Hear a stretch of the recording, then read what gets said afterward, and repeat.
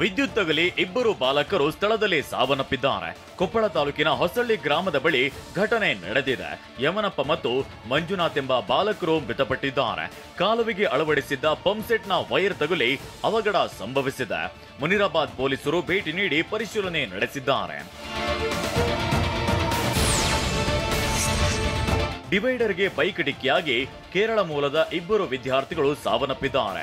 ಮಂಗಳೂರಿನ ಕೆಪಿಟಿ ವೃತ್ತದ ಬಳಿ ತಡರಾತ್ರಿ ರಾಯಲ್ ಎನ್ಫೀಲ್ಡ್ ಬೈಕ್ ವೇಗವಾಗಿ ಬಂದು ಡಿವೈಡರ್ಗೆ ಡಿಕ್ಕಿಯಾಗಿದೆ. ಮಂಗಳೂರಿನ ಶ್ರೀನಿವಾಸ ಕಾಲೇಜಿನ ಹಾಸ್ಪಿಟಲ್ ಮ್ಯಾನೇಜ್ಮೆಂಟ್ ವಿದ್ಯಾರ್ಥಿ ಸಂಕೀರ್ತನ್ ಮತ್ತು ಎಜೆ ಡೆಂಟಲ್ ಕಾಲೇಜು ವಿದ್ಯಾರ್ಥಿ ಧನುರ್ವೇಶ್ ಮೃತಪಟ್ಟಿದ್ದಾರೆ. ಚಿಕ್ಕಮಗಳೂರು ತಾಲೂಕಿನ ಉದ್ದೆ ಬೋರನಹಳ್ಳಿ ಬಳಿ ಇರುವ ಚುರ್ಚೆಗುಡ್ಡದಲ್ಲಿ ಭಾರೀ ಕಾಡ್ಗಿಚ್ಚು ಕಾಣಿಸಿಕೊಂಡಿದೆ. ಬೆಂಕಿಯ ಕೆನ್ನಾಲಿಗೆಗೆ ನಿನ್ನೆ ಸಂಜೆಯಿಂದ ಅರಣ್ಯ ಪ್ರದೇಶ ಹೊತ್ತಿ ಉರಿಯುತ್ತಿದೆ. ಬೆಂಕಿ ನಂದಿಸಲು ಅರಣ್ಯ ಇಲಾಖೆಯ ಸಿಬ್ಬಂದಿಗಳು ಹರಸಾಹಸ ಪಟ್ಟಿದ್ದಾರೆ. ಈವರೆಗೆ 16 ಎಕರೆ ಅರಣ್ಯ ಪ್ರದೇಶಕ್ಕೆ ಬೆಂಕಿ ತಗುಲಿದ್ದು ಬೆಂಕಿ ನಂದಿಸುವ ಕಾರ್ಯ ಮುಂದುವರೆದಿದೆ. ಕಂದಾಯ ಇಲಾಖೆ ರಾಜಸ್ವ ನಿರೀಕ್ಷಕ ಲೋಕಾಯುಕ್ತ ಬಲೆಗೆ ಬಿದ್ದಿದ್ದಾನೆ. ಶಿವಮೊಗ್ಗದ ಸಾಗರ ತಾಲೂಕಿನ ತಾಳಗುಪ್ಪ ಹೋಬಳಿಯ ನಾಡ ಕಚೇರಿಯಲ್ಲಿ ಕರ್ತವ್ಯ ನಿರ್ವಹಿಸುತ್ತಿದ್ದ ಮಂಜುನಾಥ್ 3,000 ರೂಪಾಯಿ ಲಂಚ ಪಡೆಯುತ್ತಿದ್ದಾಗ ರೆಡ್ ಹ್ಯಾಂಡ್ ಆಗಿ ಅರೆಸ್ಟ್ ಮಾಡಲಾಗಿದೆ. ಸದ್ಯ ಮಂಜುನಾಥ್ನನ್ನ ವಶಕ್ಕೆ ಪಡೆದು ವಿಚಾರಣೆ ನಡೆಸಲಾಗುತ್ತಿದೆ. ಉತ್ತರ ಕರ್ನಾಟಕದ ದಾಂಡೇಲಿಯ ಗಾಂಧಿನಗರದಲ್ಲಿ ಮನೆಯೊಂದರಲ್ಲಿ 500 ರೂಪಾಯಿ ಮುಖಬೆಲೆಯ 14 ಕೋಟಿ ರೂಪಾಯಿ ನಕಲಿ ನೋಟು ಪತ್ತೆಯಾಗಿದೆ. ಅರ್ಷದ್ ಖಾನ್ ಎಂಬಾತನ ಮನೆಯಲ್ಲಿ ಕೋಟಿ ನಕಲಿ ನೋಟು ಪತ್ತೆಯಾಗಿದೆ. ತಿಂಗಳ ಹಿಂದೆ ಮನೆಗೆ ಬಂದಿದ್ದ ಅರ್ಷದ್ ಖಾನ್ ಬಗ್ಗೆ ಅನುಮಾನ ಬಂದು ಸ್ಥಳೀಯರು ಪೊಲೀಸರಿಗೆ ಮಾಹಿತಿ ನೀಡಿದ್ರು. ಪರಿಶೀಲನೆ ನಡೆಸಿದಾಗ ನೋಟುಗಳು ಪತ್ತೆಯಾಗಿದೆ. ಕಲಬುರಗಿಯ ಹಲವೆಡೆ ಬಿರುಗಾಳಿ ಸಹಿತ ಭಾರೀ ಮಳೆಯಾಗಿದೆ.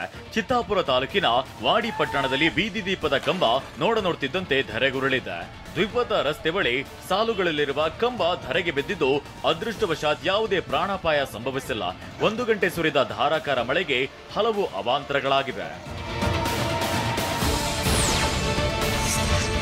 ದಕ್ಷಿಣ ಕನ್ನಡ ಜಿಲ್ಲೆಯ ಹಲವೆಡೆ ನಿನ್ನೆ ಭಾರೀ ಮಳೆ ಸುರಿದಿದೆ.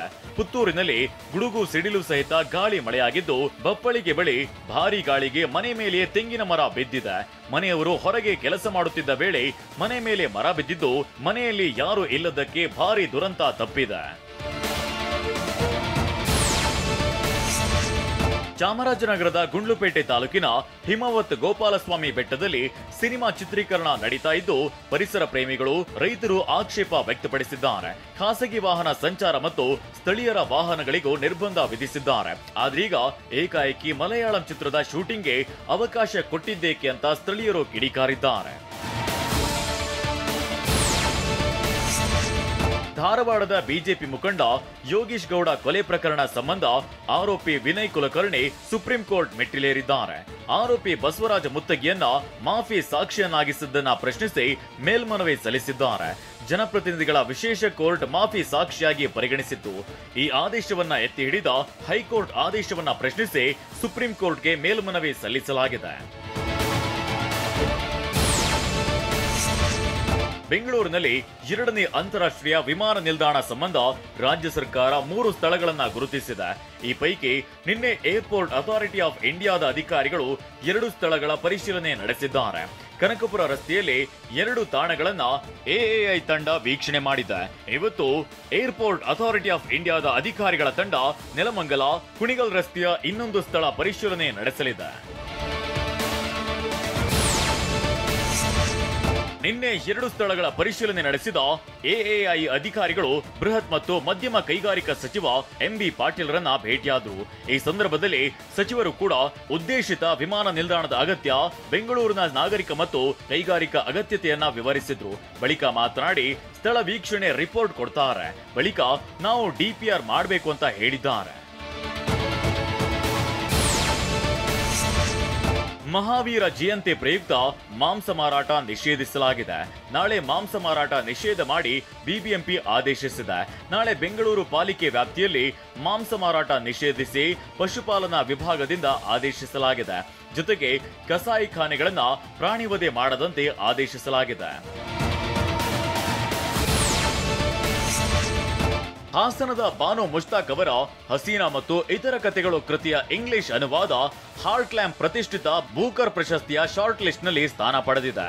ಇದು ಬೂಕರ್ ಪ್ರಶಸ್ತಿಯ ಶಾರ್ಟ್ ಲಿಸ್ಟ್ ನಲ್ಲಿ ಸ್ಥಾನ ಪಡೆದ ಮೊದಲ ಕನ್ನಡ ಕೃತಿಯಾಗಿದೆ. ಮೇ 21ರಂದು ಲಂಡನ್ನಲ್ಲಿ ವಿಜೇತರ ಹೆಸರು ಘೋಷಣೆ ಆಗಲಿದೆ. ಅಪ್ಪ ಕಾರ್ ಮಾರಿದ್ದಕ್ಕೆ ನಟ ಕೃಷ್ಣ ಅಜಯ್ ರಾವ್ ಪುತ್ರಿ ಕಣ್ಣೀರು ಹಾಕಿದ್ದಾರೆ. ಮಗಳಿಗಾಗಿ ಯುದ್ಧಕಾಂಡ ಸಿನಿಮಾ ನಿರ್ಮಿಸಿರೋದಾಗಿ ಅಜಯ್ ರಾವ್ ಇತ್ತೀಚೆಗೆ ಹೇಳಿಕೊಂಡಿದ್ರು. ಇದೀಗ ಈ ಸಿನಿಮಾಗಾಗಿ ಸಾಲ ಮಾಡಿಕೊಂಡಿದ್ದ ಅಜಯ್ ಹಣದ ಕೊರತೆಯಿಂದ ತಮ್ಮ ಬಳಿ ಇದ್ದ BMW ಕಾರನ್ನ ಮಾರಿದ್ದಾರೆ. ಖರೀದಿದಾರರು ಕಾರು ಒಯ್ಯಲು ಬಂದಾಗ ಅಜಯ್ ಪುತ್ರಿ ಕಣ್ಣೀರು ಹಾಕಿರೋ ವಿಡಿಯೋ ವೈರಲ್ ಆಗಿದೆ.